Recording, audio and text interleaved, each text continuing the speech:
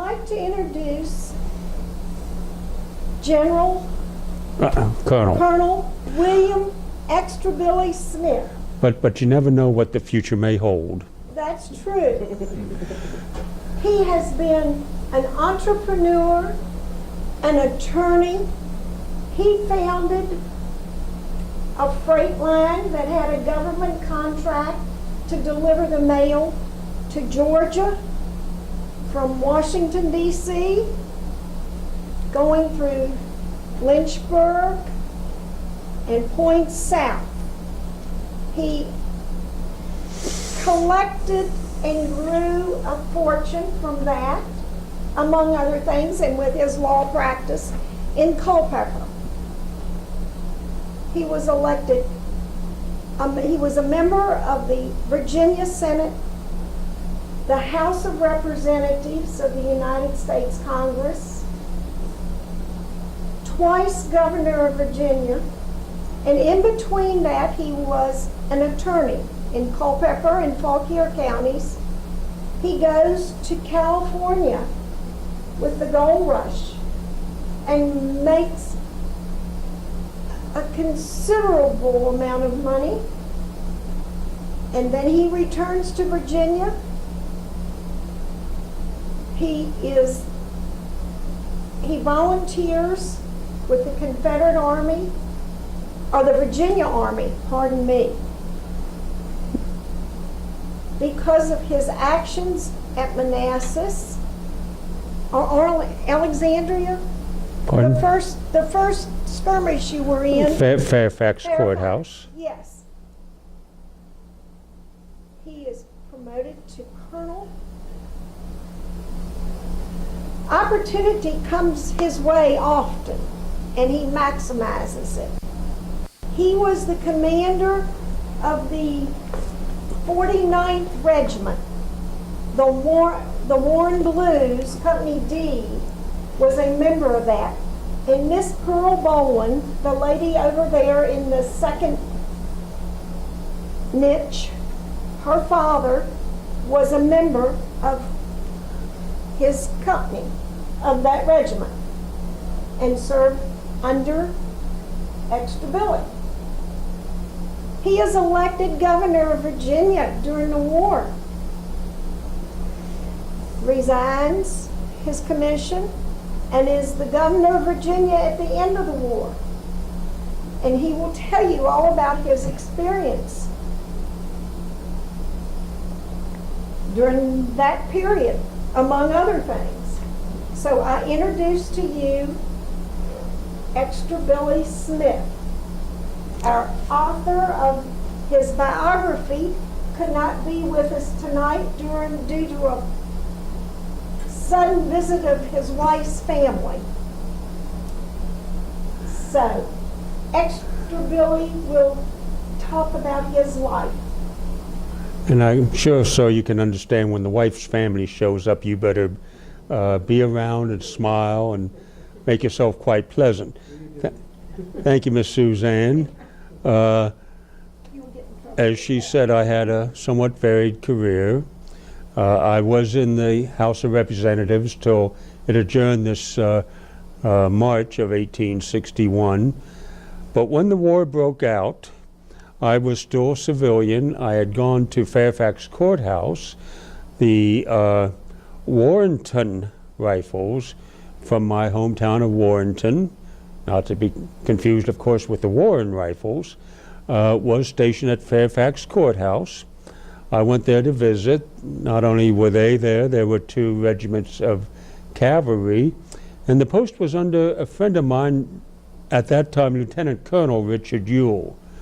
On the 1st of June, 2-3 o'clock, the Federals attacked that post. Captain John Quincy Moore, who commanded the Warrenton Rifles, was killed. But no one knew that because, again, it's 3 a.m. in the morning. So when I arrive up where they were, I was staying at a friend's home just a couple hundred yards away. Where's Captain Moore? No one seems to know. So I asked them, men, will you follow me? These are all my friends and neighbors from Warrenton. They said they would.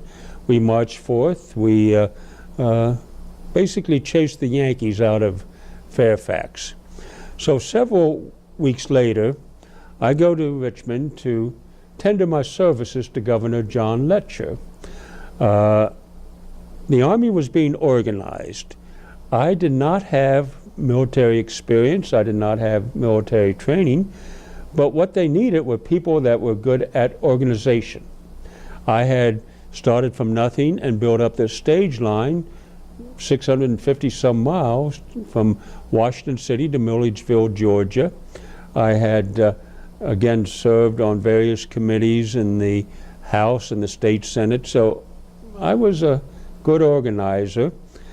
And Governor Letcher looked at me and expressed doubts as to my ability to withstand the rigors of campaigning. I was born in 1797, so I am a mature gentleman. Actually, Governor Letcher did not use the word mature. He said old, but I assured him that I was as fit as any of these younger men. So he looked at me for a couple of seconds, said, "Well, Governor Smith, if you tell me you want this commission, I will give it to you." And my reply was, "Governor Letcher, my answer will be the same as that given by the bridegroom at his wedding when the minister says, 'Do you take this woman to be your lawful wedded wife?' And he replied, 'Indeed, sir. Why do you think I came here?' So I am commissioned colonel of the 49th Virginia Regiment. This is a regiment that would be organized at Manassas Junction from the various independent companies that come in. Some regiments are organized before they arrive, the Army. This is for the various independent companies that come in. And let me digress a little bit, I had mentioned my lack of military training. I secured the services of John Murray as my lieutenant colonel.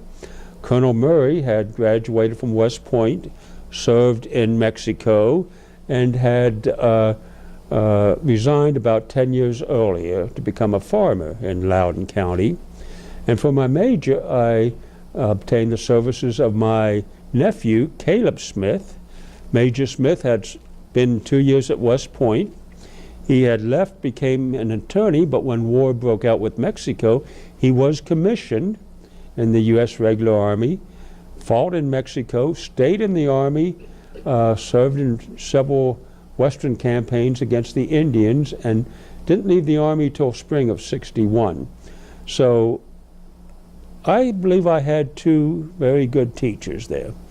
But on the day of the battle, only 3 companies had come in so far.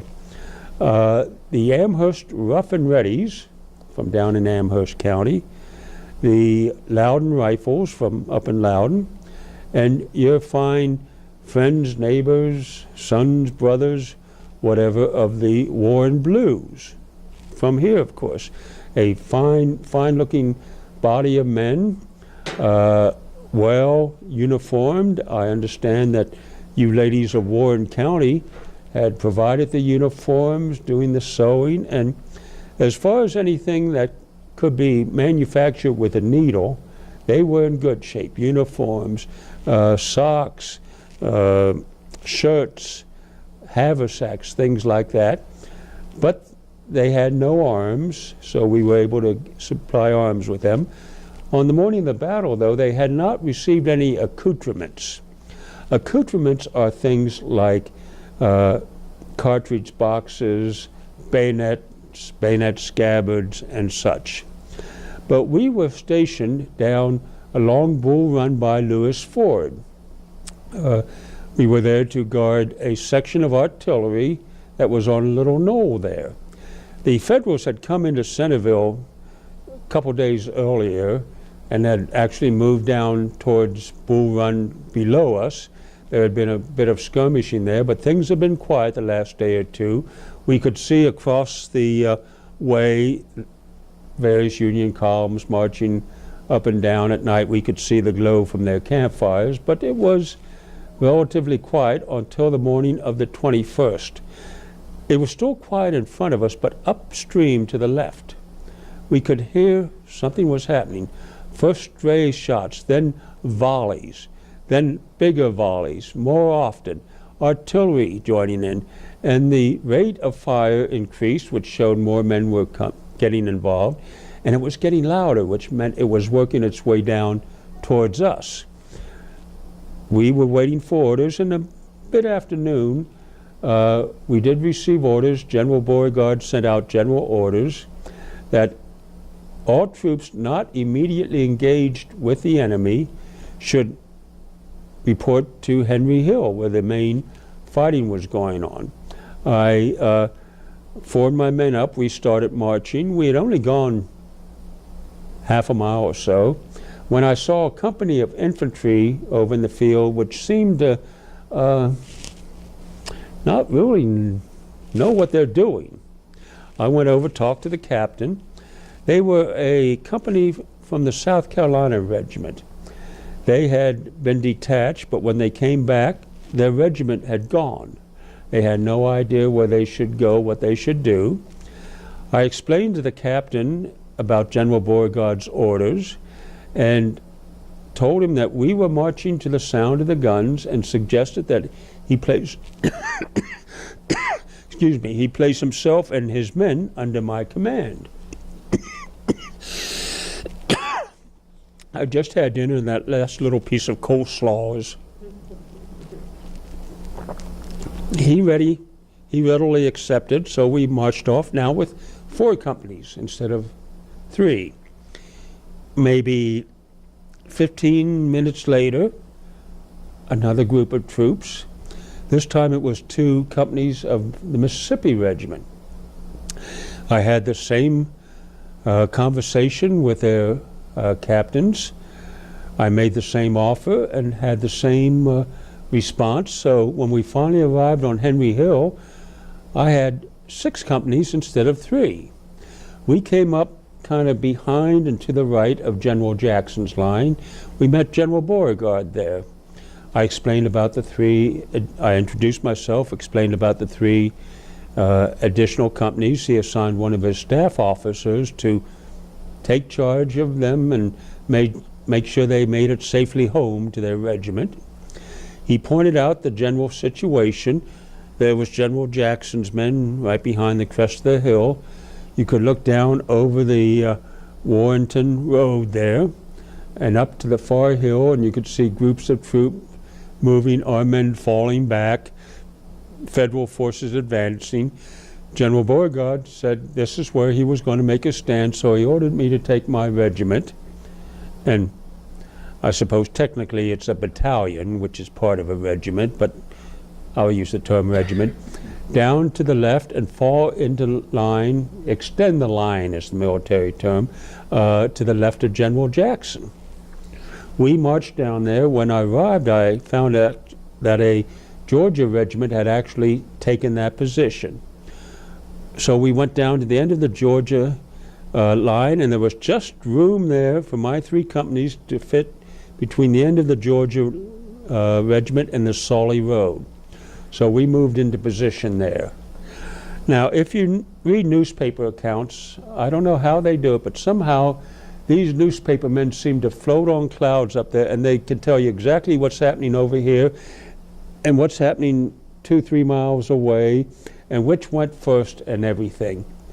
I cannot do that. I will just tell you what I saw, because a battle, smoke and noise and flame and confusion, and if you can figure out what's happening right in front of you, you are ahead of the game. You don't have time to, look at those guys down there. So we came into line. Several times Federal forces came up and attacked. We beat them back. And when I say we, I mean us, the Georgia, the Stonewall Brigade, and a regiment of South Carolinians had come in to our left. At one point, though, a battery of Federal artillery comes up the hill and wheels and on limbers right in front of us, 100 yards at the most. Now, they are not pointing at us, they are pointing down a ways where our line kind of curves a bit like this, so they are actually in good position to open up an enfilade fire on General Jackson's brigade.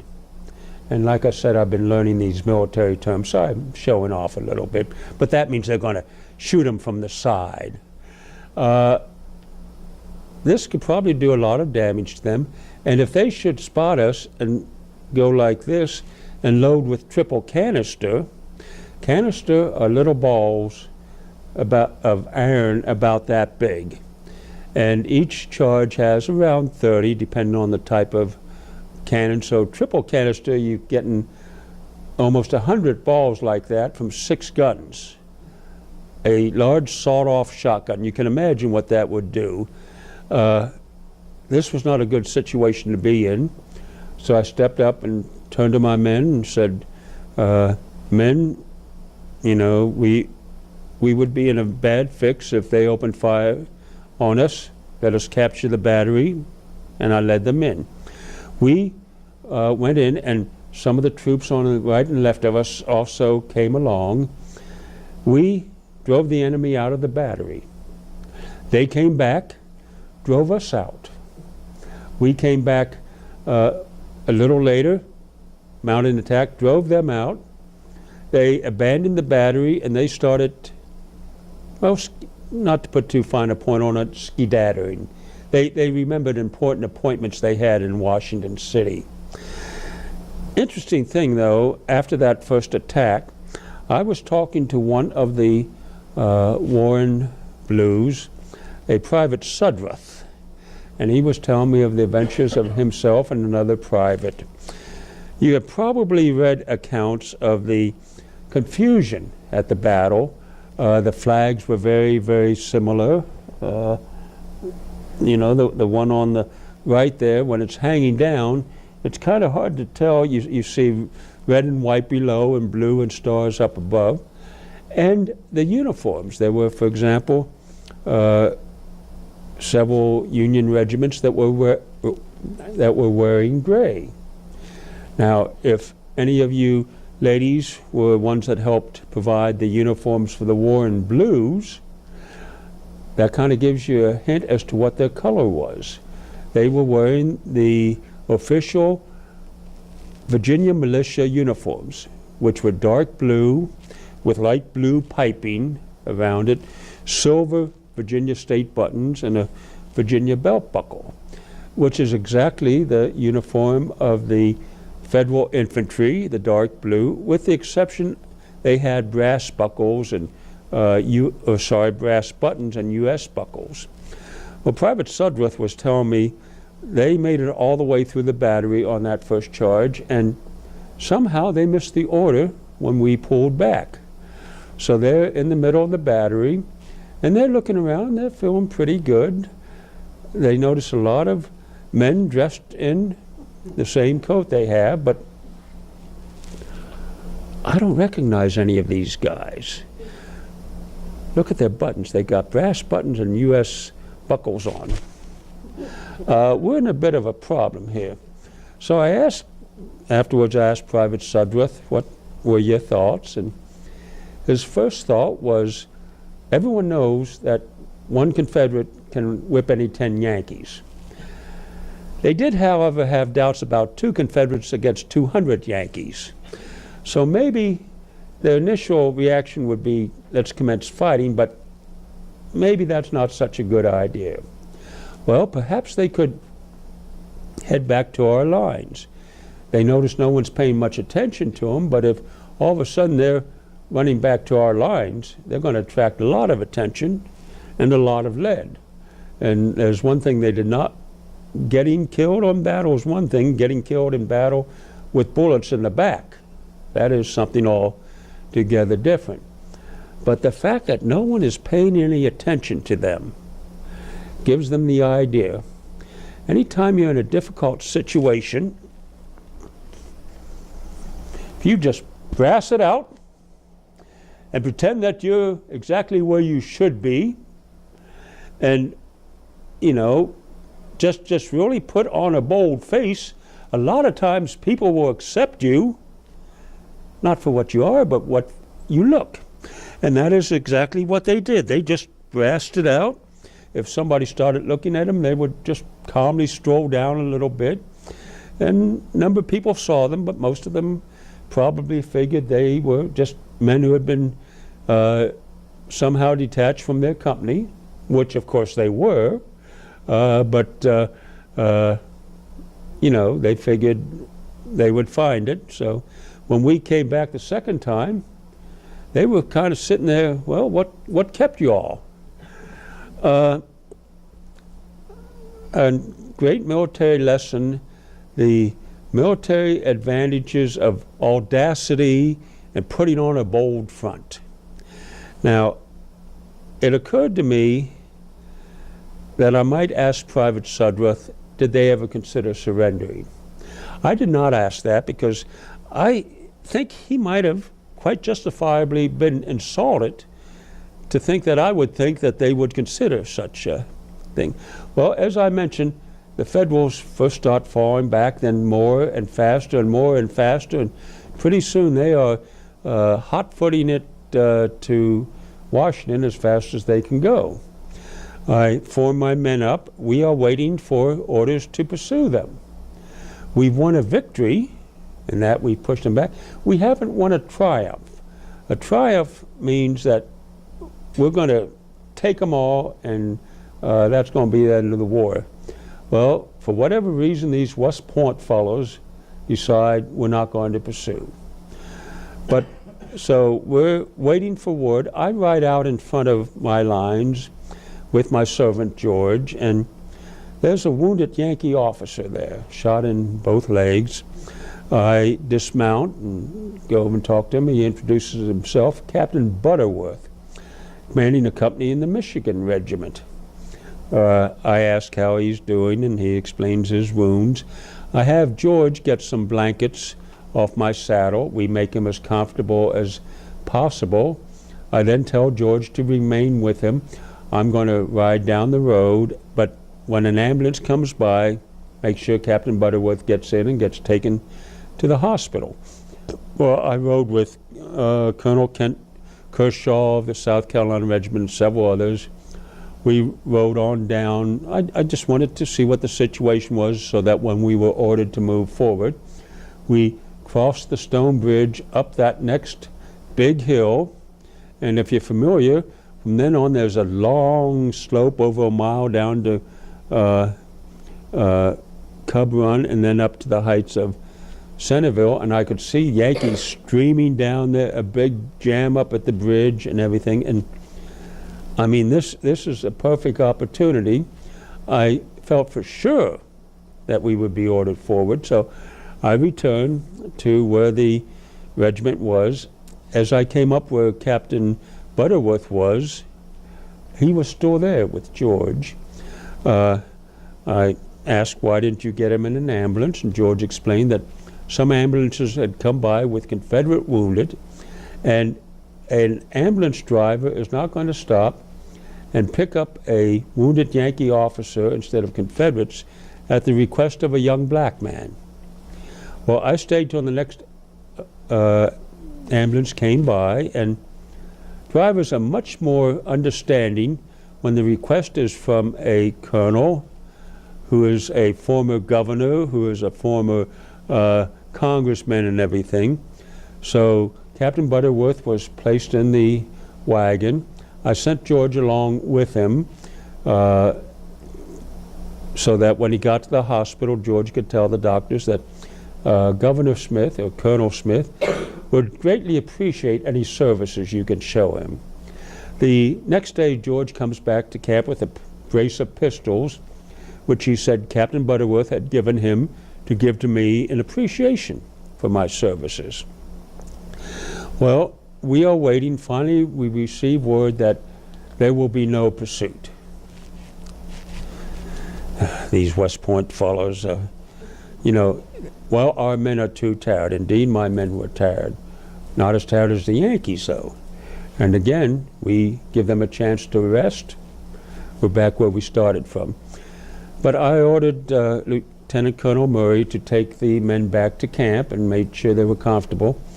I rode down to the Dugan house, which was right near the intersection of the Sudley Road and the Warrenton Pike, to visit my wounded. We had had 210 men in battle.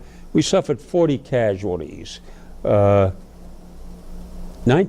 that was actually one of the higher percentage rates in that battle.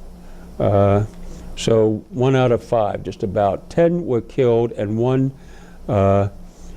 Captain Ward of the Loudon Company was wounded and died early the next morning. So I arrived at the house where they were being cared for. I visited Major Smith. He had been wounded in the hip, seriously but not critically. I then came out, and a somewhat violent thunderstorm had come up.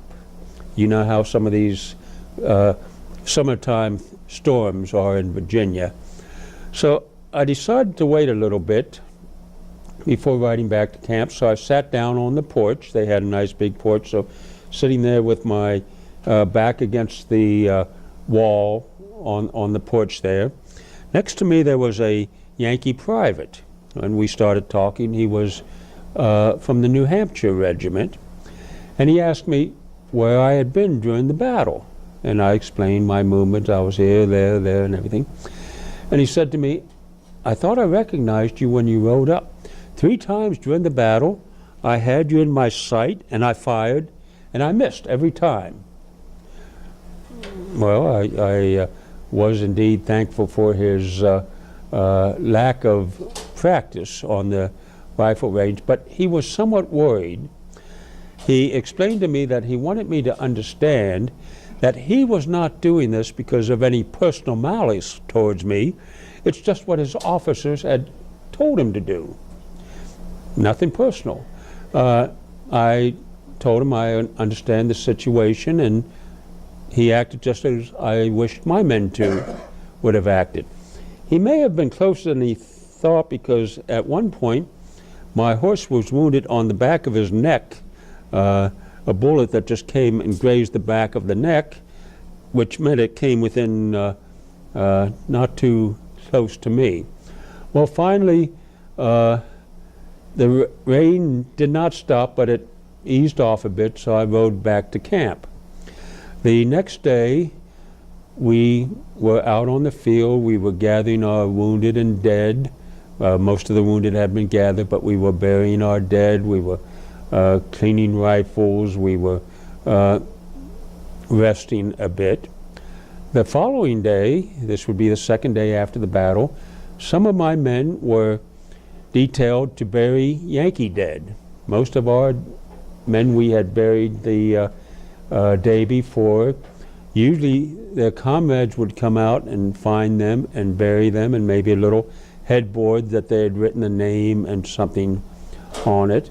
But we had all these Yankee dead, so the details would go out, a sergeant and maybe 8, 10, 12 men, and they would gather the dead within an area. Half of them would be gathering, the other half would be digging a common grave, and they would be laid out alongside. Then they would be put in the grave and covered up. So I came to one of these parties. They had the dead alongside the grave there, the grave almost done. But I noticed over here, maybe 100 feet, there was another Yankee dead. And I asked the sergeant, why hasn't that one been brought over? And he explained, he is not dead. I mean, he is as close as you can get, and he's going to be gone very soon. But they did not think it right to put him in the row of dead until, shall we say, till he had earned his place there. I rode over, got down, and he was indeed very bad shape. He had been wounded several times. He was unconscious, and occasionally you could see a little flicker in his eyes.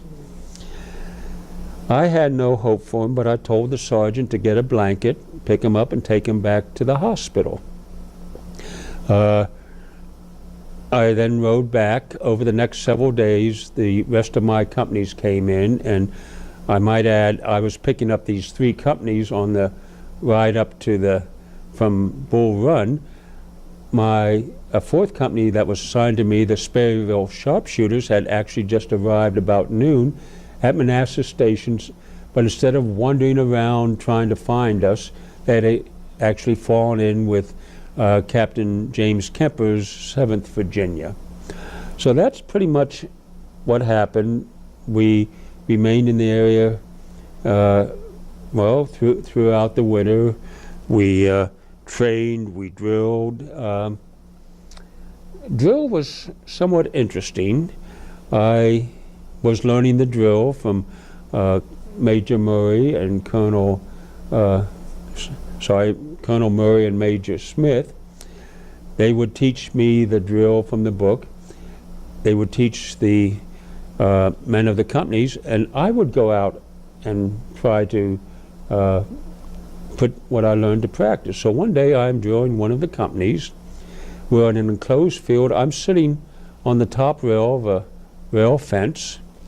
They are in the field, and I am using the drill manual, big, thick book, because the West Point fellows put great store by the words you use. I could tell them, men, turn around and head back this way. No. Counter march by fouls, left, march. Well, the boys knew what I meant, but again, I wanted to do it by the book. So we are doing all this wonderful stuff. We're counter marching by fouls left and right. You can go either way there. Marching in the oblique, that's where you kind of sidle off to the side. And I'm in this, and I'm looking, and I get so absorbed in my book, kind of lose track of what's happening, till I hear this big laugh, and somebody says, "Colonel, you done run us up against the fence." Well, I had indeed. I'd started them marching and forgot to stop them because I was looking through here. I thought a bit, and what do I do now? We want to go over the fence. So I'm looking through the book, and like I said, it's a big, thick one, and I cannot find any official command to climb the fence. I look at my watch. It's just about noon. So I said, "Boys, dismissed. Let's go to lunch." So I am learning, they are learning. So that is what happened at Manassas. And if I may step out of character a little bit, let me zoom 100 and some years into the future. Most of what I told you comes from Extra Billy. His biography, which is over there, that his brother-in-law wrote, contains a lot of things Billy wrote. He wrote a lot about Manassas, so the thing about the picking up the extra companies, Private Sudworth's story, the Captain Butterworth and everything. These are things that he wrote about. For the charge on the cannon, he wrote basically, "We gallantly charged the cannon and captured that," not, "I led the men."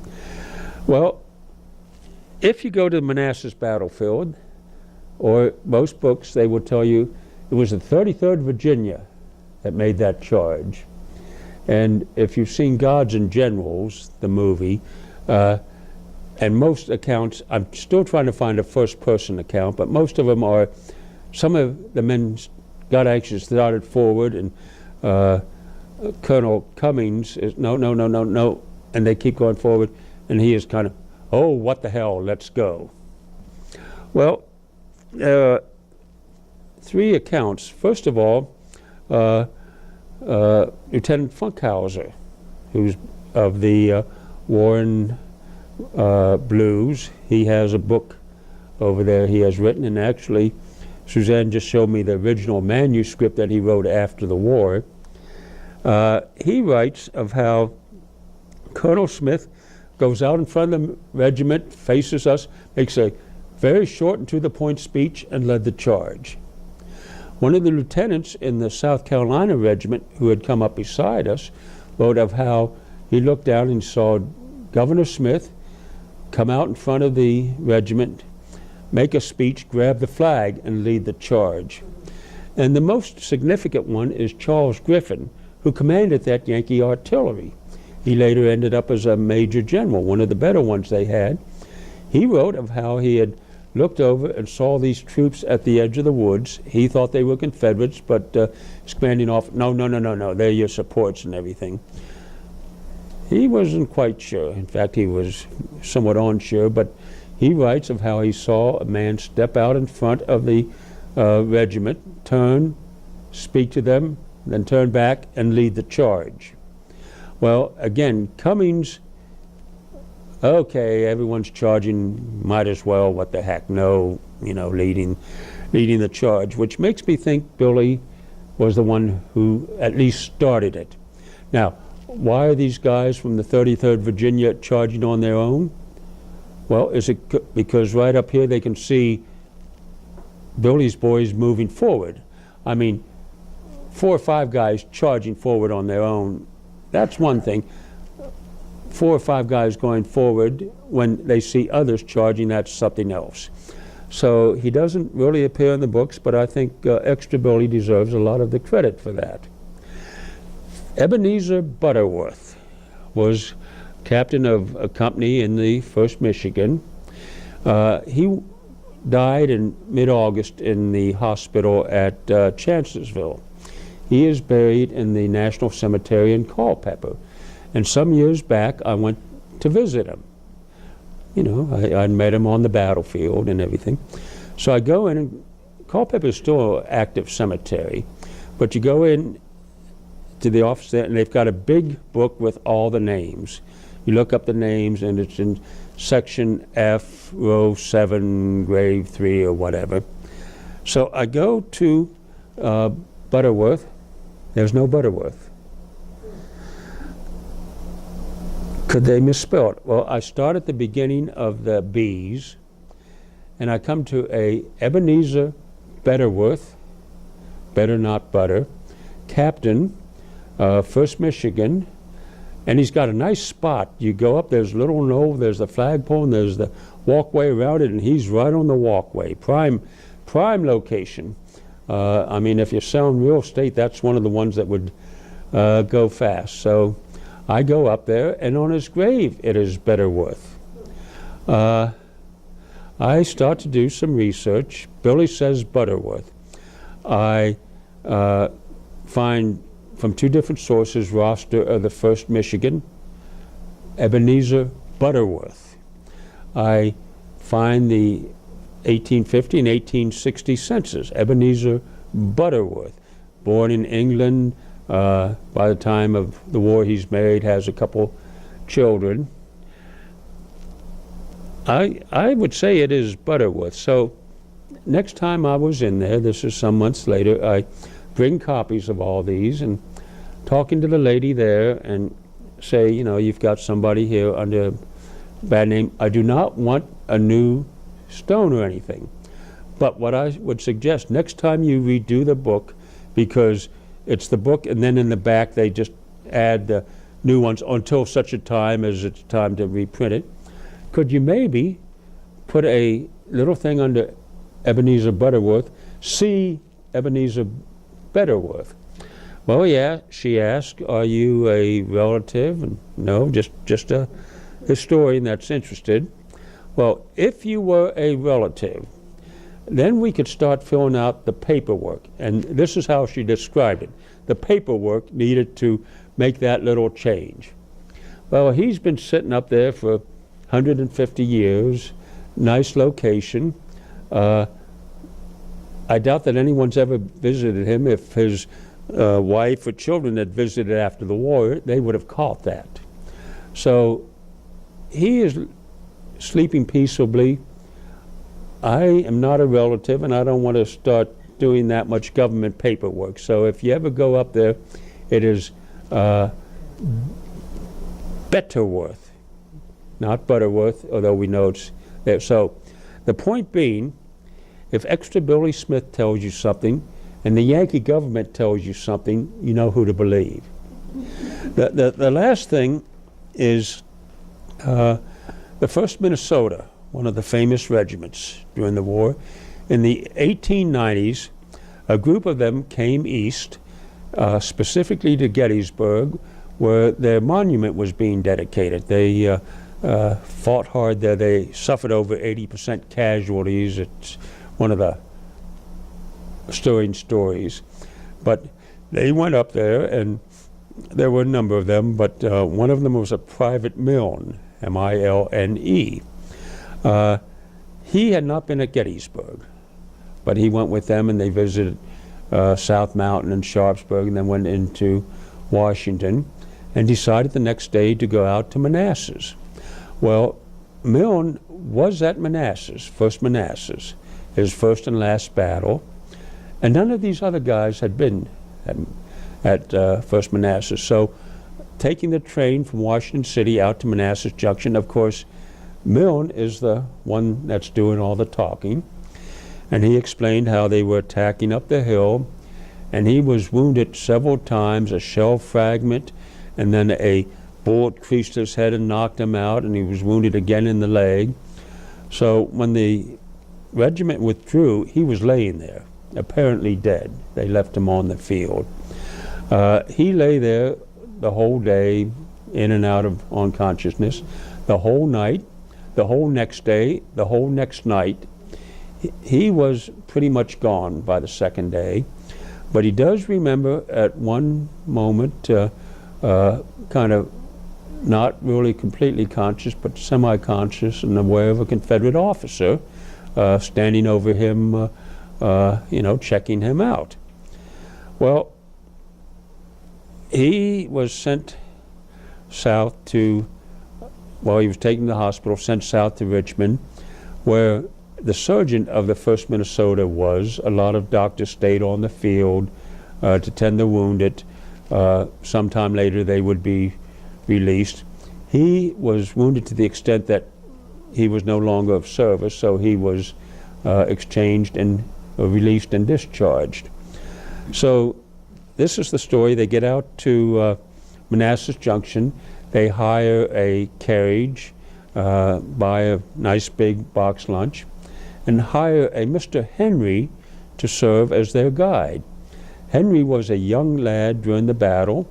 The Henry Hill was his farm, the Henry House. He was in there during the battle with his mother, Mrs. Henry, who was the only civilian killed. And since then, he had been a tour guide. So he takes them out, and they're going all over the various areas, the 1st or the 2nd Manassas area, and working down to the 1st. And when they get down to there, Milne is pointing out, okay, there's where we came across, there's where we came up. Yeah, I remember those rocks and everything. But then it was getting into the afternoon, so they decided to have lunch. And they found a nice shade tree, and they're all eating lunch, the veterans and Mr. Henry.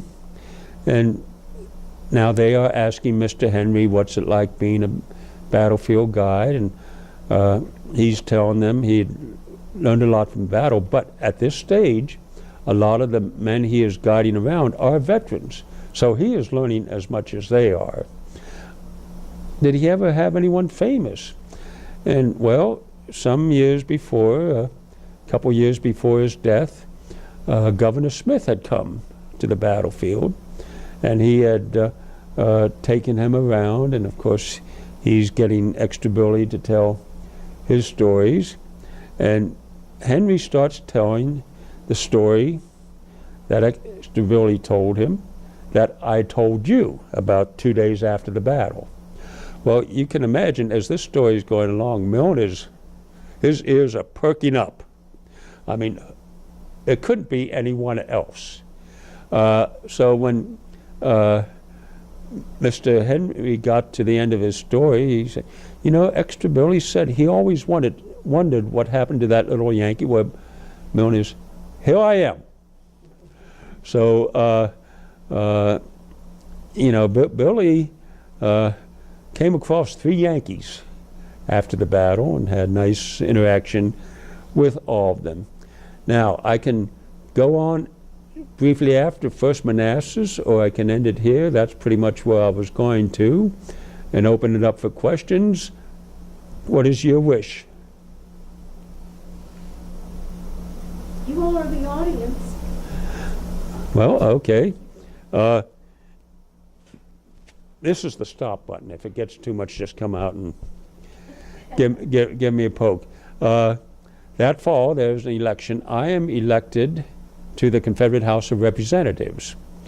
In December, I turn over command of the regiment, which had been completed by then, to Colonel Murray. I go to Richmond. I'm seated in the House.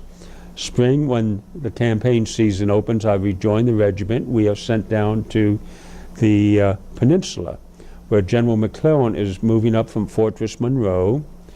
We are in the trenches at Yorktown for the siege there. We're moving back.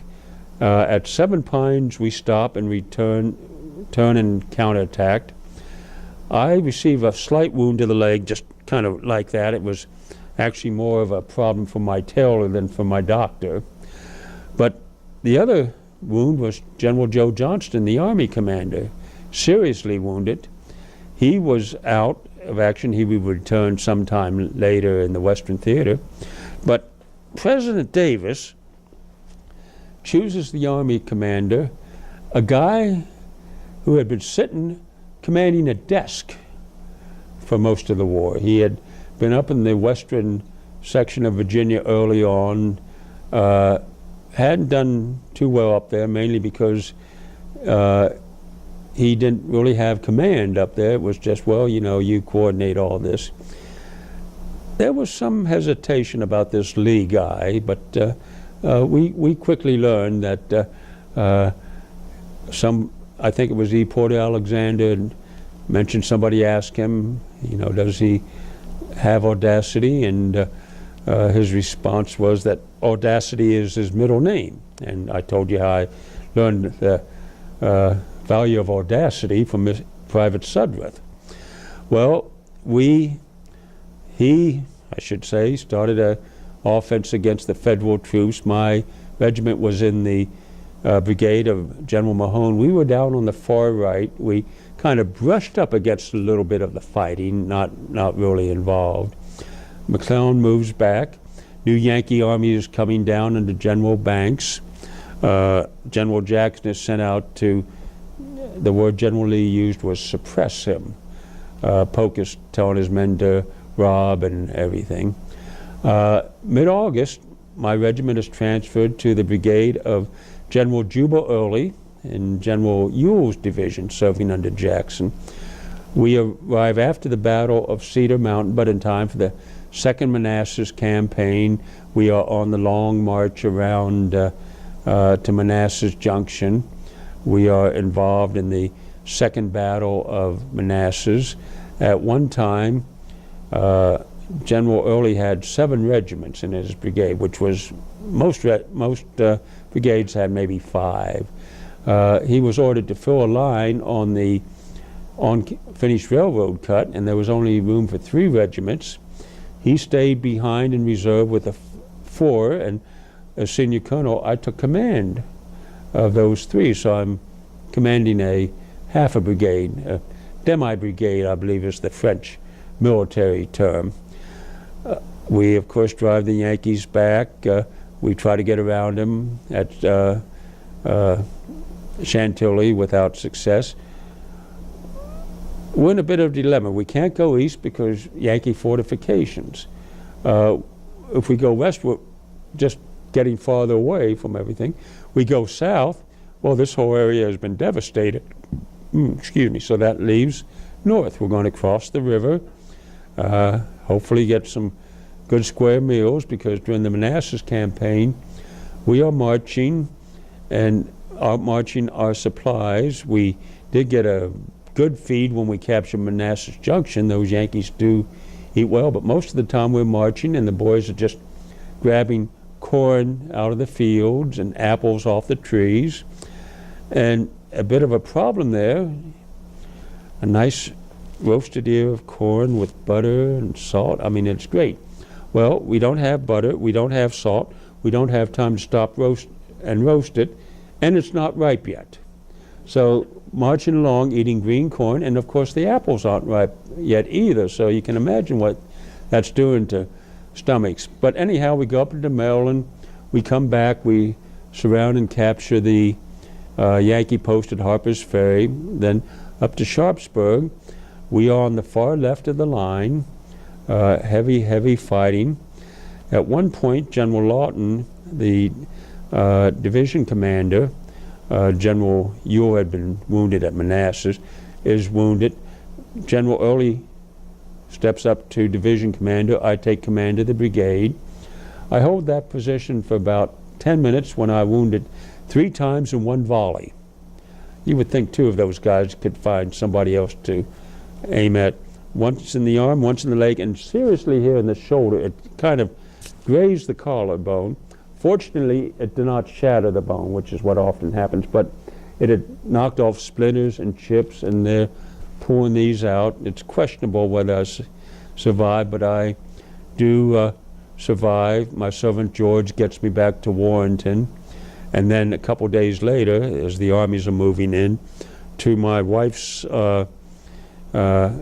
cousin, Dr. Grimes, in Gordonsville, where I would spend till December, when I went on to Richmond. But March, I rejoined the Army. There was, at the end of May coming up, a gubernatorial election. I was urged to run, so I just put a little notice in the newspaper. I have been urged to run. If I am elected, I will serve to the best of my ability. You all have seen me as governor before. I will not have time to campaign, though, because I have military duties to perform. Well, end of May, the election was held, and I was elected. But before that, in beginning of May, there was the battle at Chancellorsville. Our brigade with General Early's division were down at Fredericksburg because the main fighting's up at Chancellorsville, but the Yankees had crossed the river at Fredericksburg, so we were fighting down there. And then a couple weeks later, General Lee decided we had received enough visitors, let us go return the visit up north, and again, maybe get a good meal. I must confess I have not been missing a lot of meals. But so we head down the valley. We are engaged at Winchester, but then we come up. The Second Corps, Early's divisions in the Second Corps, is leading the march. We actually make it to the Susquehanna River, but when the Union Army starts coming up, we start to concentrate at Gettysburg. On the first day, the fighting started here at Gettysburg to the west and north of town. We are headed west about 10 miles, 12 miles north of town. We come down, we break the Union lines. General Early's division is on the far left. I am the last brigade in line, and you alternate every day so that the same guys aren't eating dust. So that means I am in reserve. We come around the the eastern side of Gettysburg.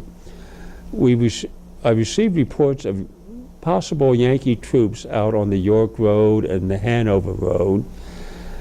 When I am ordered to come down to join the rest of the division in town, if I go and there are troops there, it's going to leave our rear and flank wide open. So I stay, I send word to General Early and to General Ewell. They both come out, and there don't seem to be any, but there are indications there may be, and you don't want to take that risk. So General Gordon is sent out there. Later that evening, he is withdrawn, so I am out there on the 2nd with my 3 regiments. I had 5 regiments in the brigade, 1,400 men. When we came down the valley and took Winchester, the 13th was detailed to remain in Winchester as provost, military police. The 58th was detailed to escort prisoners south to Staunton. So I actually crossed the Potomac, 3 regiments, about 800 men. On the morning of the 3rd, about 2:30, 3 o'clock, we are ordered to come down, join the rest of the division because General Stuart was going to be moving into that area. We come down. The rest of the division had actually mounted an attack the previous evening on East Cemetery Hill, but come down, I report to General Early. He orders me down to the far left flank to provide flank security. On the far left, General Allegheny Johnson's division is attacking up Copp's Hill. I arrived down there just about dawn, when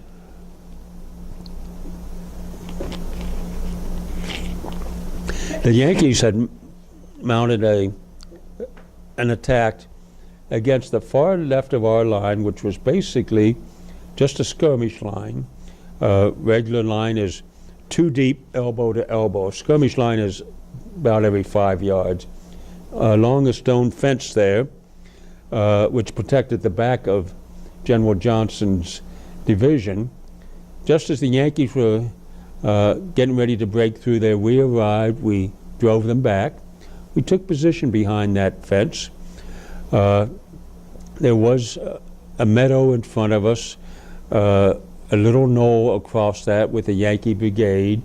They attacked across that. We drove them back. Later that late afternoon, early evening, we were all ordered back around town to Seminary Ridge, where the Army stayed on the 4th before pulling back. When we got to the Potomac River, I turned over command of the brigade to Colonel Hoffman of the 31st Virginia. He was my senior colonel, and with permission, I returned to Virginia to, as modern people might say, organize my transition team to get ready to take over as governor. I was inaugurated, and if you want the account from the Richmond newspaper, it's right up there. I was governor when Richmond fell in April of '65. I was at large for 10 weeks, and help yourself to the little brochure over there, the Governor's Odyssey, that explains what I did. The Yankees put a $25,000 reward on my head. I ended up negotiating and going into Richmond and surrendering myself on June the 8th. That is to say, 1 day short of 2 months after General Lee surrendered. I signed my parole. I returned to my home in Warrenton. I did not resume my law practice. I'd actually closed down the stage line in 1853. The trains were coming through. I had still retained some properties in San Francisco. My agents out there had managed to hang on to them, so I had a adequate income, not fancy, but enough to restore my home, and I would live there. In 1873, the federal Congress restored my voting rights. In '75, I was elected to the House of Delegates. 75, so let's see, that's, I'm 78 years old. The other delegate from Fauquier County, and I must be showing my age, I can't remember his name. He was a much younger man than I was, but he had also previously served in the House of Delegates, which I had not. So I must confess, I took great pleasure in being referred to on the floor of the House as the junior member from Fauquier. Well, 4 months before my 90th birthday in 1887, I quietly passed away, a combination of old age and old wounds and just, that's what 90-year-old people do, unfortunately. Given a state funeral, stayed in the Capitol building. Nice, again, state funeral, the minute guns firing and the military units marching and the legislature following along. So since then I have been in Hollywood Cemetery, just kind of being nice and peaceable. And a lot of times, if I'm doing this when there's a election coming up to an audience, there isn't one coming up, but let's say there was a gubernatorial election coming up, I would say we do have an election coming up, and there are a number of people who aren't really happy with either candidate. So might I suggest you do a write-in vote for Extra Billy Smith, because most people tell me that they prefer a dead candidate to any of the live ones. Any questions, or I can rewrite and start putting out the 3 or 4 hours of stuff I missed. No questions? Help yourself to the brochure, look at the things, my picture, I was very photogenic, I think. Why did you always wear your top hat into battle? Well, I am a civilian, so I wore a top hat. In fact, you see it sitting right over there. I also carried my blue cotton umbrella. And I am a civilian, so I don't go for all this, fancy braid and different color cuffs and different color collars. And this is a civilian vest. The military one's buttoned all the way, which all I did was take military buttons and militarize it. So this is what I was comfortable with. And if you look at pictures of any half-dozen Confederate generals, you would see half-dozen varieties, since we did provide our own uniforms. And this is fairly new. Actually, at Manassas, I had a civilian coat, which I just had my wife sew the 3 stars on. But regulations call for the gold braid and different color collars and everything, more of that West Point fada la stuff. Anything else? That's very good. Very good. Well, thank you. If there are any questions, I can. And ladies in back can tell you, I did a whole nother program during lunch. No repeating. Thank you, Colonel Smith, or General Smith, Governor well, Smith. It all depends on the date. Yes, your last title, though, was governor. Well, that's the one most people call me, because you are generally called by your highest title. And general or governor, they're both high, but civilian and military, but there are a lot more generals than there are governors, so I'm generally referred to as Governor Smith. Of course, at one time I was Colonel Smith, General Smith, Congressman Smith, Senator Smith. I went to California in '49, and they called us 49ers, so 49er Smith. Being an attorney and a businessman, I was often Mr. Smith. Having been born in 1797, I suspect sometimes it was old Mr. Smith. And there are other titles that some of my political opponents have applied to me. However, in the presence of ladies, I do not wish to repeat some of them. And downstairs, we have General Governor Smith's doorbell from his home in Warrenton.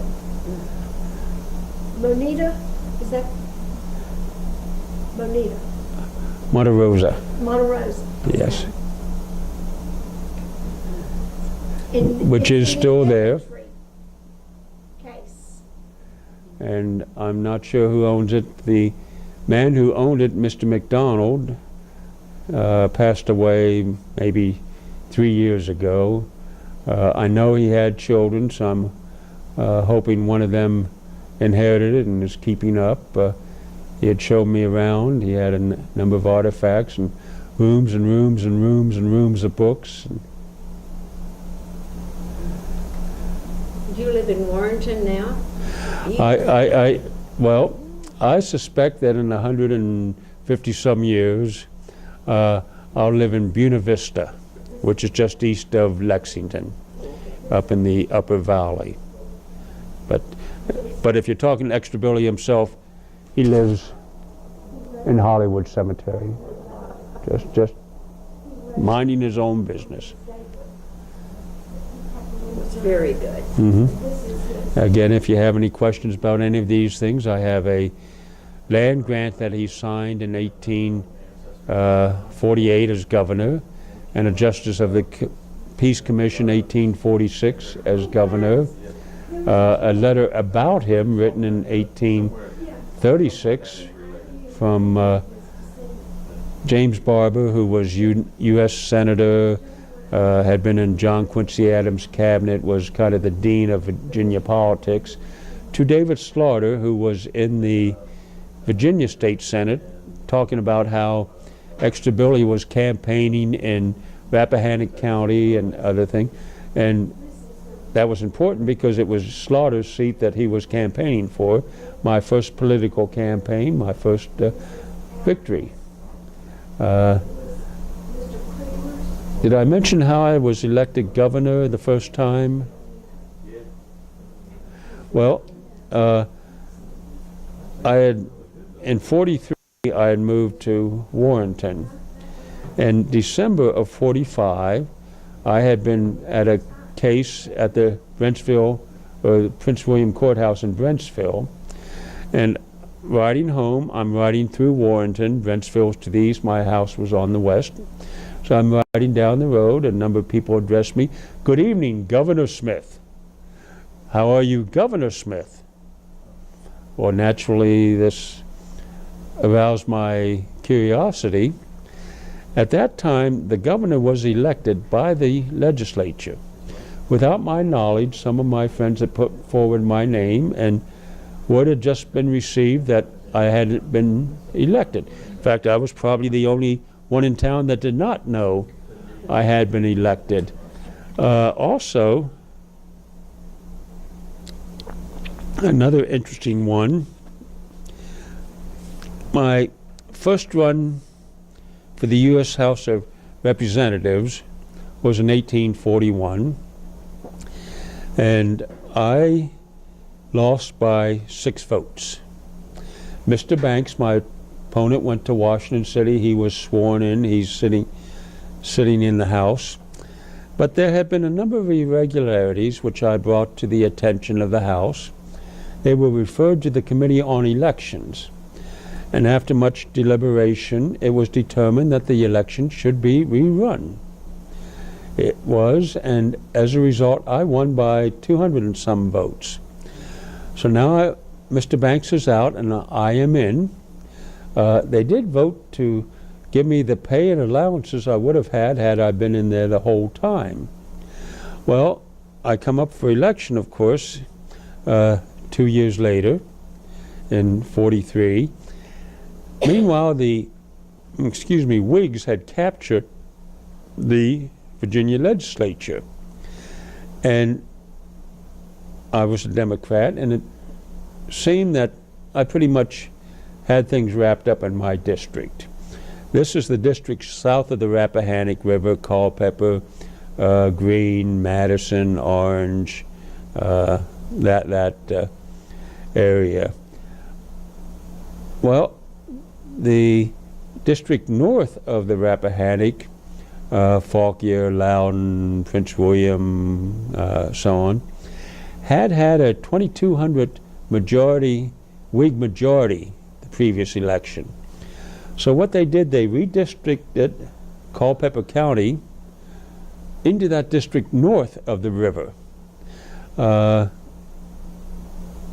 I didn't think I could win, but I was asked to run, so I did. Ended up losing by about 250 votes. Otherwise, if I would have been south of the Rappahannock, I probably would have been in for a number more years.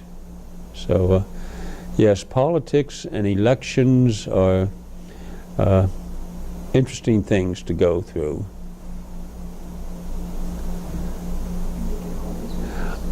I can talk as long as you can listen. And it's not even sundown yet. Or I can say, thank you for having me here, and I enjoyed it, and hope you learned a little bit. And like I said, get your Governor's Odyssey brochure. Where were you educated? Well, Because you're obviously very well educated. okay, well, as I mentioned, I was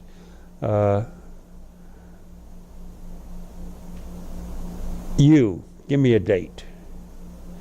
Me, 21st century, or Extra belly. extra Yes, brilliant? extra brilliant. Okay. Well, I was schooled in the local schools in King George County.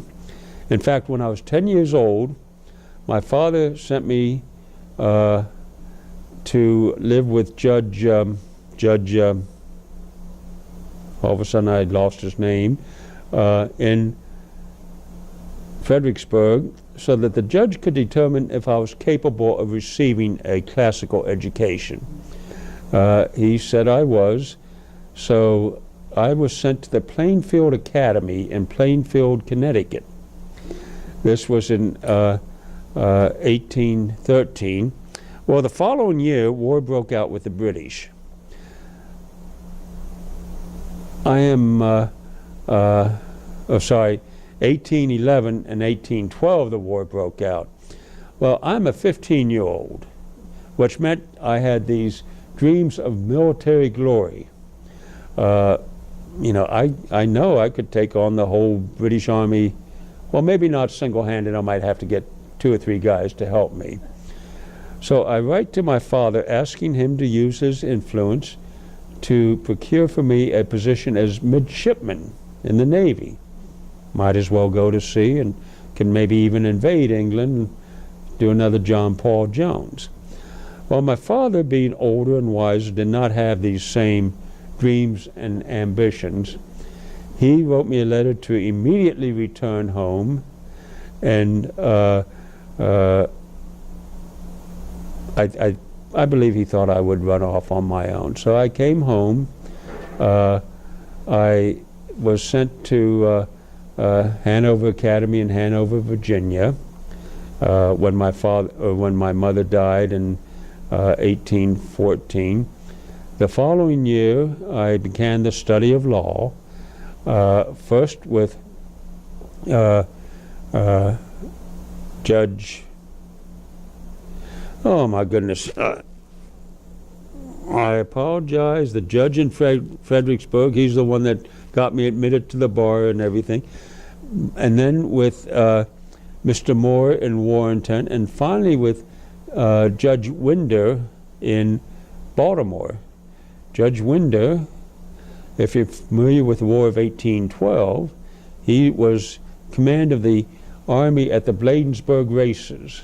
This is when the militia tried to stop the British from coming into Washington City. So I was at all 3 of them, and in 1818, at the age of 21, I moved to Culpeper, had a number of relatives there, opened my law practice, and the following year was admitted to the bar. So, and I told you how I received my military education from Major Smith and Colonel Murray. So, no, none of these here fancy West Point. You taxpayers did not have to pay for my education. none of these fancy law schools. I mean, I learned law the same way you learn to be a blacksmith or be a carpenter. You go out and you're an apprentice and you start doing the simple jobs and you come up and up and up and up. If I may, when I was a lad, I served a term as office boy in an attorney's firm. Any of you familiar with Gilbert and Sullivan? I cleaned the windows and I scrubbed the floor and I polished up the handle on the big front door.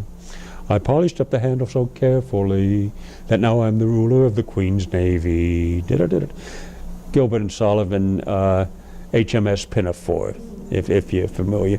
Well, that's how it is. You start scrubbing the floor and polishing the handle, and then copying out writs and serving summons and so on and so forth. And next thing you know, you're Perry Mason up there in front of the whole dock. So you might say I was uneducated by what some people would consider the standards of the time. However, I was a good lawyer. I was a good businessman. I believe I made a more than adequate military leader. I was a fairly good writer. I did not go in for the purple prose that was in vogue during the Victorian era. I learned what a simple, concise, declaratory sentence was. My youngest son, Frederick, was at VMI when the war started. He had just finished his second year, and this will show you what an education does.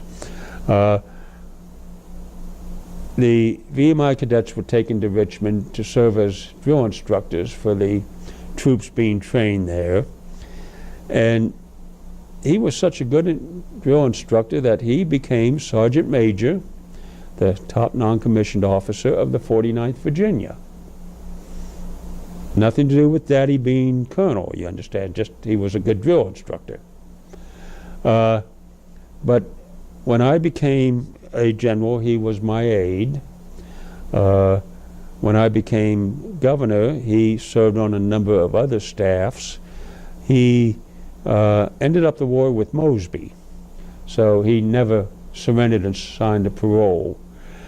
In late April of '65, there are articles in Northern newspaper that there was a gentleman in Chambersburg who's offering $1,000 reward for anyone who would bring Fred Smith, quote, son of the notorious Extra Billy, to Chambersburg to stand trial.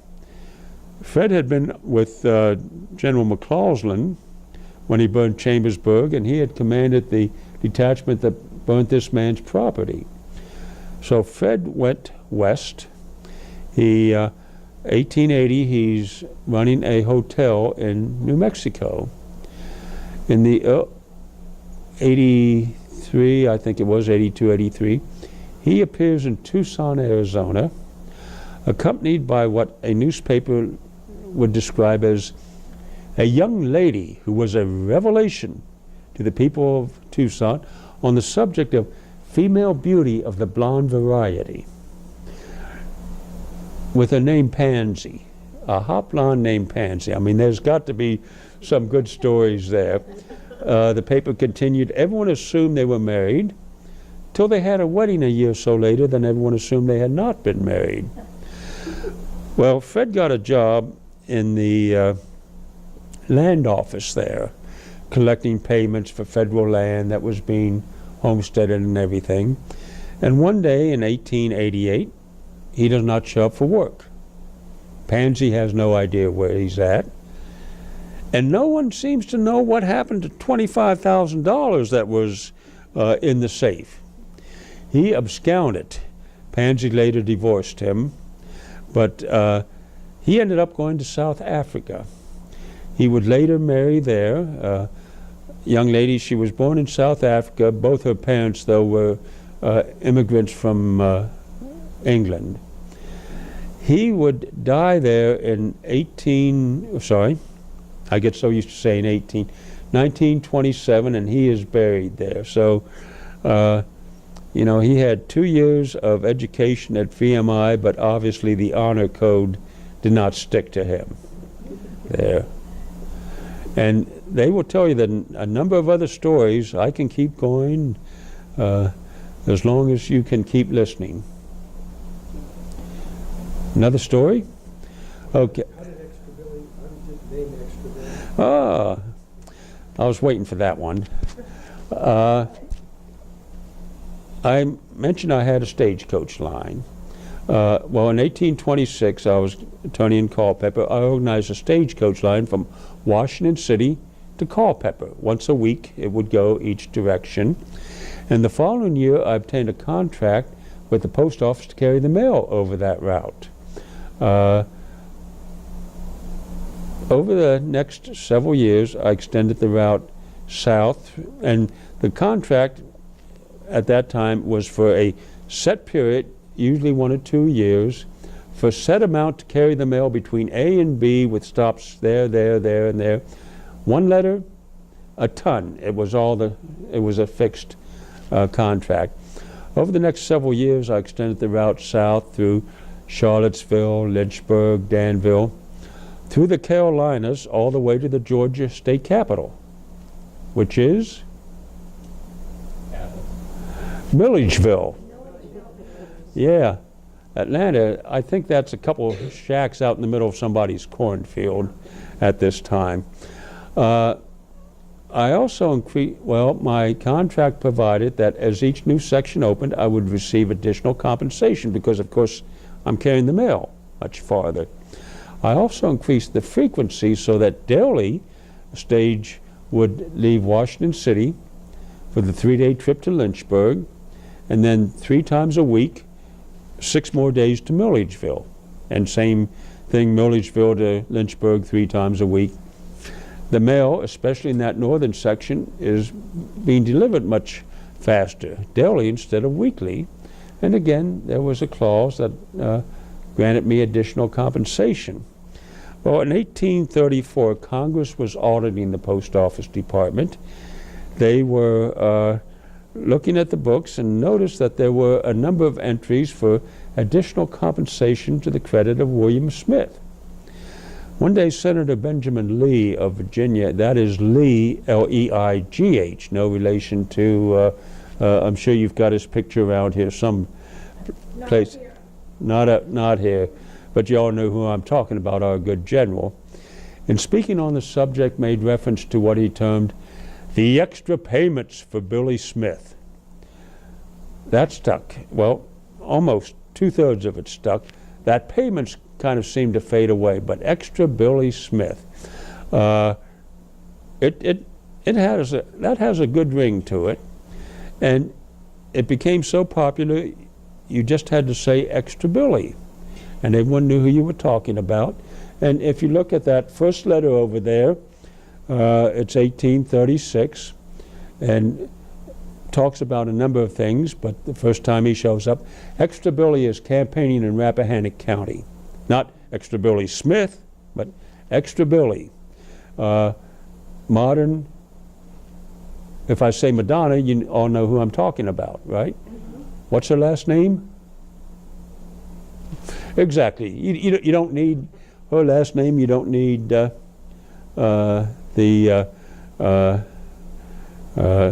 Smith part. Another story?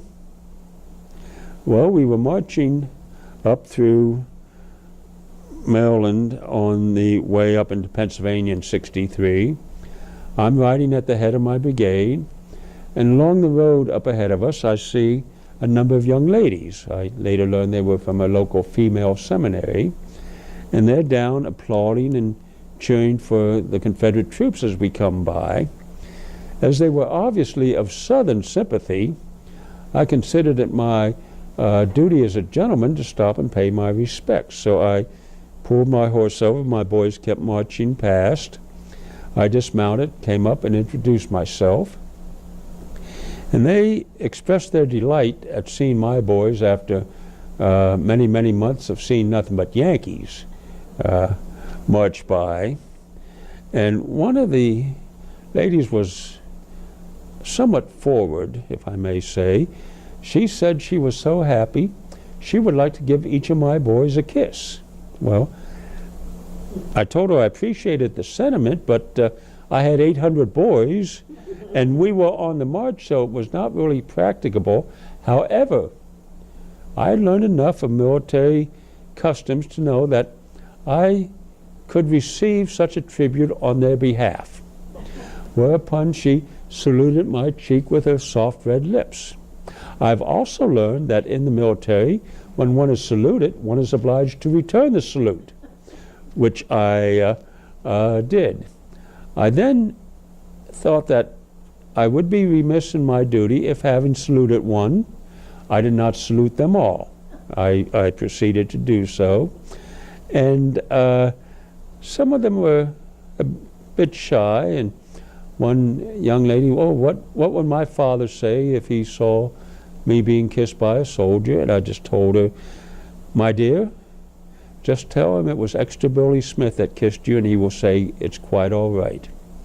A very good book is 4 Years Under Master Robert by Robert Stiles. He was an artilleryman, and he wrote a lot of Extra Billy stories. He said he always liked to be near Billy on the march because things were going to be interesting. He wrote how he came up and saw Extra Billy in the process of kissing all these ladies, and using that you just tell your father line. So when I tell stories like this, it is based on what actually happened. I may be a little bit about the bold lady and returning the salute, but Billy was kissing all the girls. And my wife, we have been married now for over 40 years, but she occasionally chides me, Smith, you are much too fond of the ladies. And I will tell her, indeed, my dear, I must confess I am fond of the ladies, but how can I not be fond of the ladies, having lived all these years with one who so wonderfully exemplifies the beauty, grace, and charm that is a true lady. I can tell you another story about a run-in I had with Juba Early. Yes? Okay, a few days later, we're in Pennsylvania, we're headed east, the 2nd Corps, and specifically Early's division is in the lead. We are approaching the town of York, and I again am riding at the head of my brigade, and as we come up over a little rise, I look down, there's a town there and a lot of people on the street, and it is a Sunday, so I assume they are probably on their way to or coming from their place of worship, where no doubt they prayed most fervently for our destruction.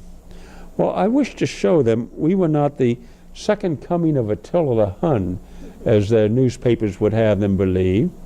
So I turned to my son Fred, who was my aide at the time, and told him, run to the back of the brigade and bring up them banging and tooting fellows. Well, soon they came up with their horns and drums, and I told them, when we march into town, I want you all up front playing Yankee Doodle.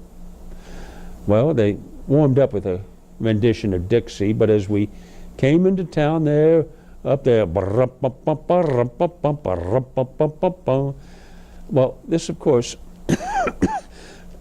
attracted a lot of attention, and people began lining up along the sidewalks there.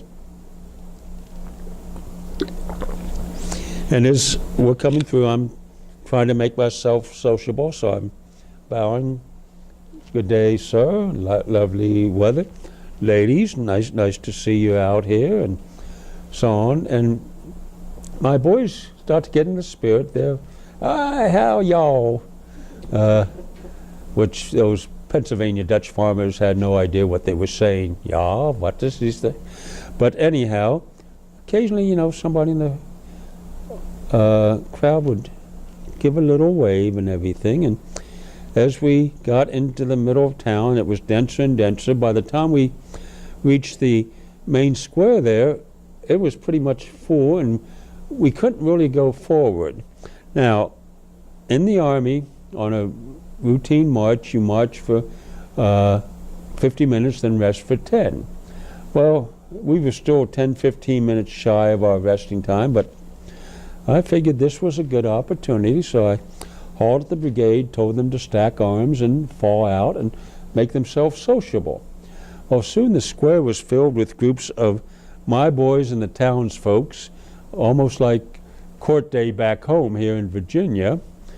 And, excuse me, some of them were small groups, just 3 or 4 people. Some of them were fairly large groups, and I noticed the large groups were mostly my boys surrounding one or more attractive young ladies. I had no objection to that. But there was a big building at the side of the square there, and I'm not sure if it was a church or a courthouse, but it had big wide steps, and these steps were full. So I thought I would have a little fun, so I pulled my horse up in front of the steps and still on horseback, addressed them, "Good citizens of the Commonwealth of Pennsylvania. For 4 years now, Mr. Lincoln has been sending his minions down to, as he says, bring us back into the Union. As you can see, we have come back into the Union. We have, for the last 2 years, been entertaining people like General McClellan and General McDowell and Generals Hooker and Burnside and Banks and a plethora of others, but General Lee thought it would be only neighborly if we returned the visit. So here we are now. We plan on staying, but you know, if you are hospitable, we will also be hospitable." Now, I notice you looking at my boys, and I must confess they do not appear at their best.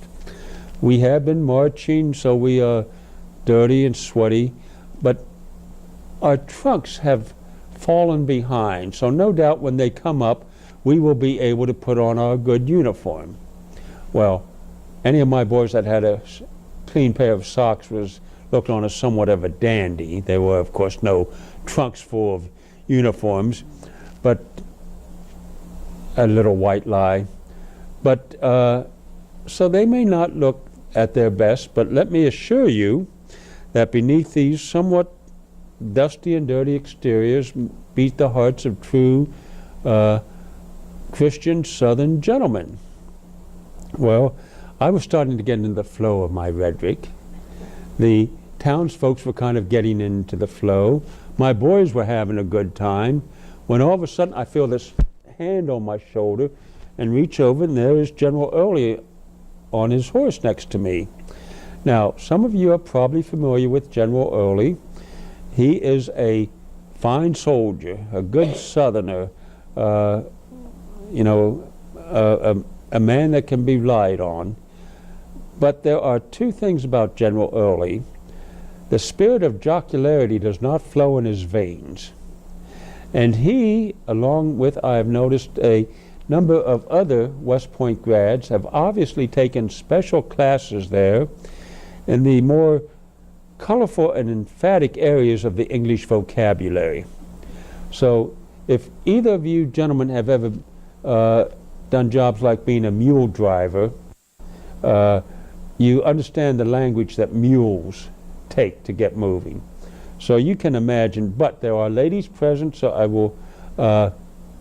will substitute his language.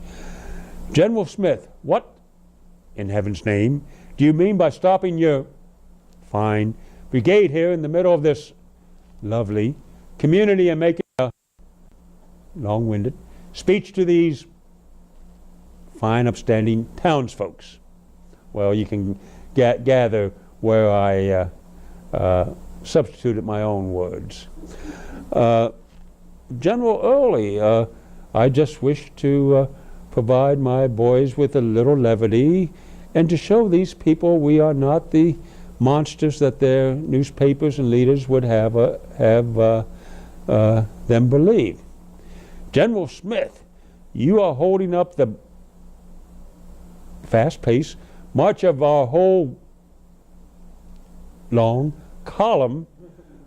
Kindly get your again, fine-looking brigade together and get very quickly them out of town.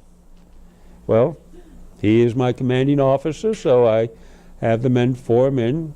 We march out. My boys are waving goodbye, and obviously they made some friends. Some of them are waving back. We only march about a mile or so before we're ordered to go into camp, and there are a number of visitors that night. Most of them appear to be local farmers who have come in.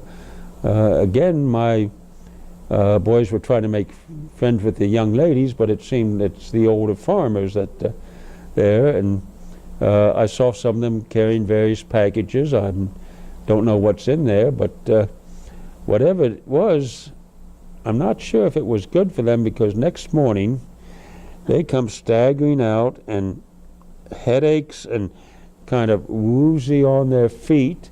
I have heard about I am a teetotaler myself, but I have heard about the effects of good Pennsylvania whiskey, and I hate to think that my boys would do such a thing, but well, I guess the evidence of my eyes might lead me to think that maybe they had imbibed some spirituous beverages over the course of the night. Another one? Okay, another one. Let's see. I did that one. I did that one. Okay. Manassas elected governor. What can you tell us about your daughter, Miss Amelia? Mary Amelia. Oh, yes. I had 11 children. My wife actually had them, but 3 died as infants in the 1830s. 1 died as a 9-year-old just before I went to California. So there were 7 that reached maturity. 2 of them had preceded me to California. 1 died in 1850 on a voyage from California to China. The other had remained out there. He became, I'm giving you the whole family. See, I'm a politician. She asked me a simple question about one thing, and I'm doing, had died in Nicaragua in 1856. Ostensibly, he was there buying land, but I think he was mixed up with William Walker and the filibusters. When I returned from California, my son Austin went out there. He was a judge on the Superior Court of San Francisco. That was my son Caleb, the one that died in Nicaragua. Austin was the naval commander for the port of San Francisco, kind of the big guy in charge of the whole Bay Area there. In '61, he was going to come east, go to Washington City, submit his accounts and papers and his resignation, and come south. Unfortunately, he landed in New York City on August 1st. That is to say, a little over a week after the First Battle of Manassas. He is immediately arrested and held as a political prisoner by order of the Secretary of State. And political prisoner was the exact words used in the arrest order, no enemy combatant. He was held several places, but he was exchanged in spring of '62, came south, joined the Army, was mortally wounded a week or so later at Gaines Mill. Frederick, I already talked to you about. Thomas, my other son, he was an attorney up in Charleston on the Kanawha, enemy-occupied so-called West Virginia. Before the war, he had joined a militia company called the Kanawha Rifles under Captain George S. Patton, grandfather to George Scott in the movies. He later was commissioned in another regiment. He rose to actually command a brigade here in the Valley in '64. He, after the war, was a judge in Fauquier, but when Grover Cleveland was elected president, he appointed Thomas the federal prosecuting attorney for the territory of New Mexico. Cleveland, of course, ran for re-election and was defeated, but then ran again and came back in. The second time, he appointed Thomas Chief Justice of the New Mexico Territorial Supreme Court. So while he was Chief Justice of the Supreme Court of the Territory of New Mexico, right next door in the Territory of Arizona, his little brother Fred is running off with money.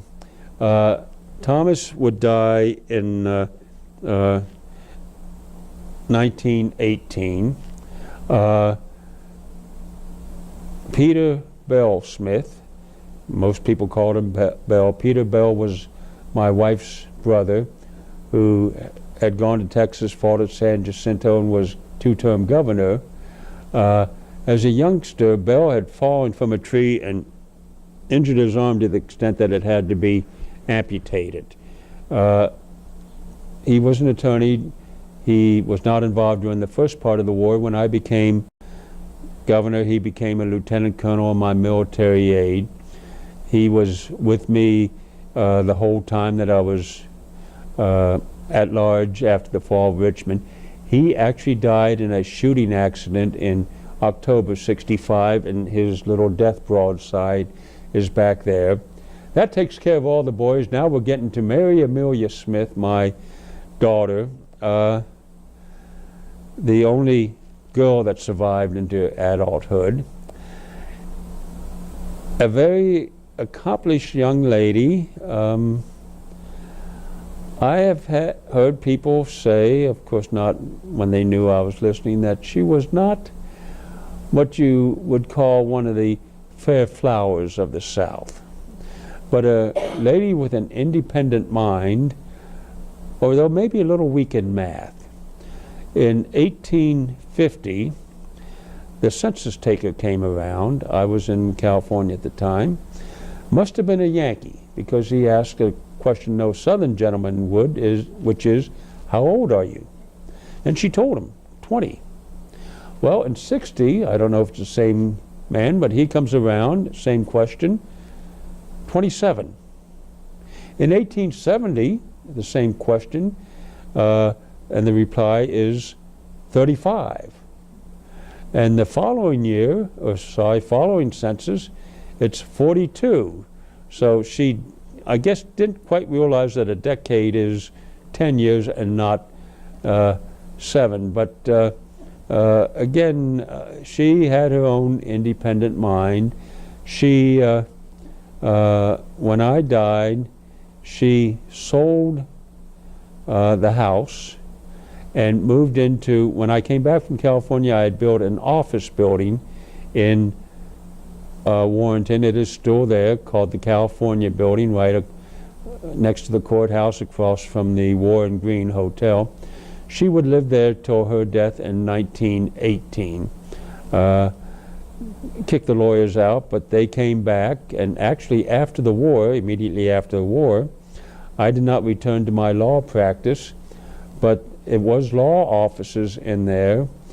General Eppa Hutton and Colonel Mosby both had their law offices in there.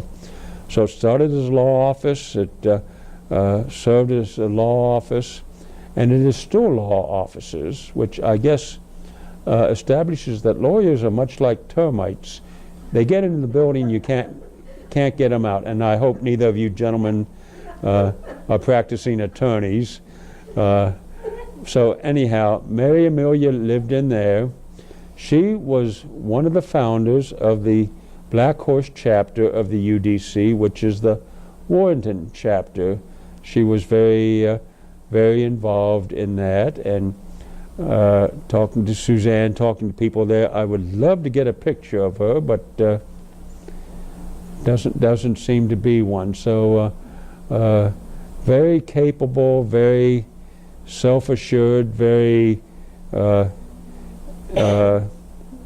forward-looking person. And just to give an example, if you go down to Hollywood Cemetery, you can see the crypt where I am buried, and it's you know, maybe as wide as from here to the wall there, about 5-6 feet tall walls, but then a iron gate in the middle about this big, and you look in and you see right in the middle the sarcophagus, and you would look at that and figure that must be the governor. That's Mary Amelia. I am, as you look in, I'm on the right, my wife is on the left. So evidently before she died, Mary Amelia left instructions. She wanted to be in there. Thomas and several other of the family are right behind it on a little knoll there. But there was not room between Elizabeth and the wall, or between me and the wall to fit her in, but there was this nice wide space in the middle. So you look at my crypt, you are looking at Mary Amelia, not at myself. Of course, by then there was not a whole lot I could do about it, but she never married. As I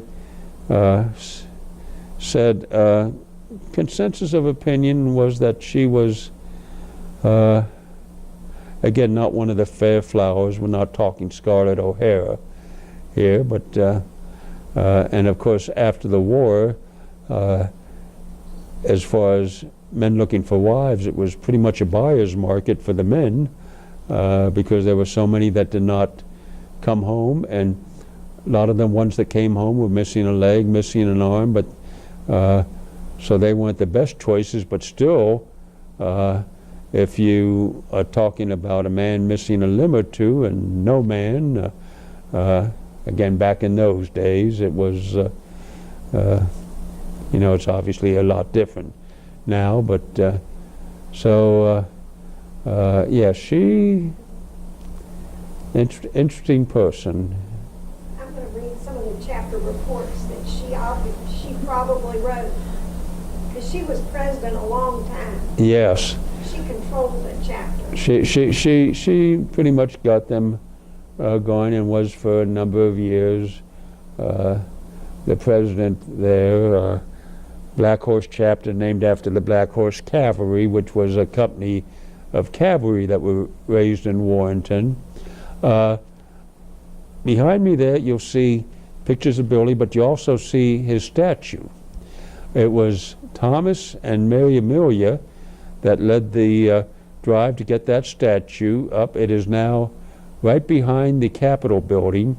In the picture, the building behind it is the old Richmond City Hall, but right behind the photographer is the Capitol building. So if you have the Capitol building here, and it did not have the wings on it at the time, and here's the slope going down to the James River, here's the Washington statue, there is, right in the middle is Stonewall Jackson statue, and I'm right about there. Prime location, but no one knows who Extra Billy is, so I guess there hasn't been a big brouhaha.